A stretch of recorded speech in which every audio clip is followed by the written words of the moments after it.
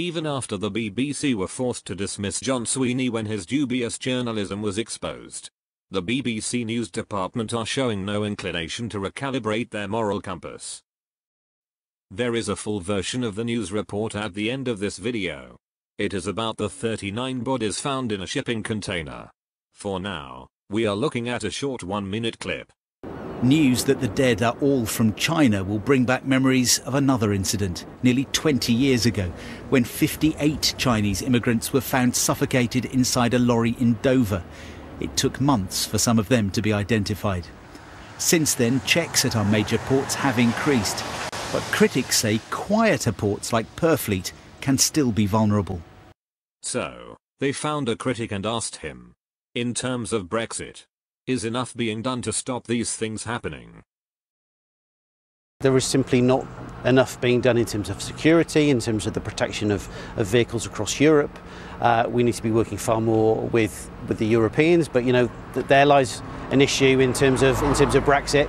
How close we can influence some of the things that need to be done to try and stop these things from happening. Police are stressing these are very early days, the start of a long, complex, international investigation.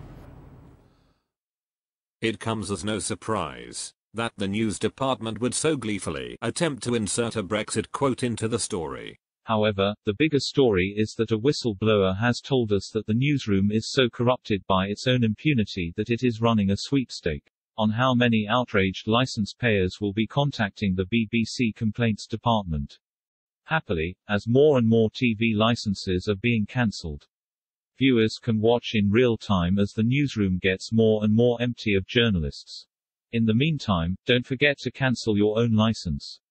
For the record, here is the full news report.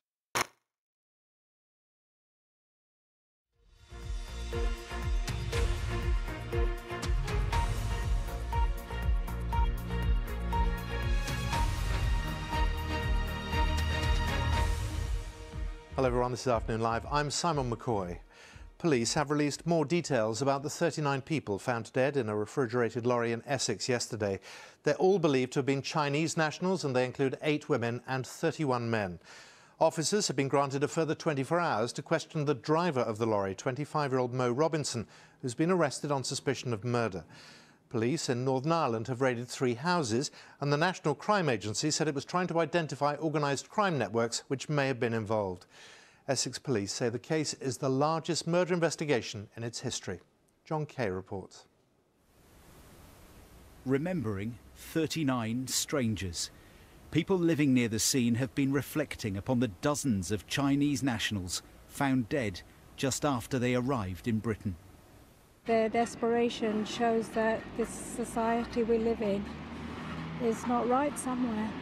Just think of the people that were in the van and the lorry, and trying to find a new life and not succeeding, unfortunately. The Bulgarian-registered lorry and refrigeration trailer have now been driven away from the quiet road where the discovery was made. The police say one by one the 39 bodies will be removed in private and with dignity. 31 men and 8 women. The start of what's likely to be a lengthy and complex identification process. Essex police are still questioning the lorry driver on suspicion of murder.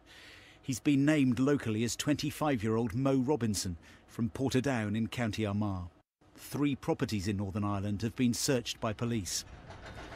So what do we know about this week's incident?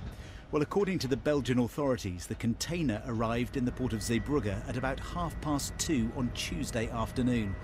It left there later that afternoon, heading across the channel. It arrived in Purfleet in Essex just after midnight, and at 1:05 yesterday morning, the trailer was collected by a lorry. About half an hour later, and a couple of miles away, ambulance staff discovered the bodies of 39 adults inside the container on the Waterglade Industrial Park.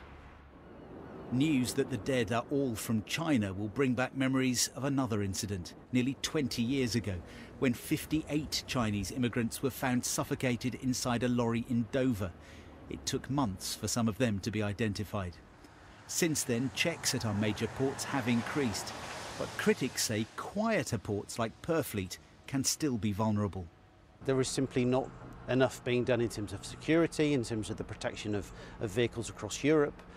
We need to be working far more with the Europeans, but you know, there lies an issue in terms of Brexit. You know, how close we can influence, you know, some of the things that need to be done to try and stop these things from happening. That is just one area that's now being considered. Police are stressing these are very early days, the start of a long, complex, international investigation. John Kay, BBC News, Essex.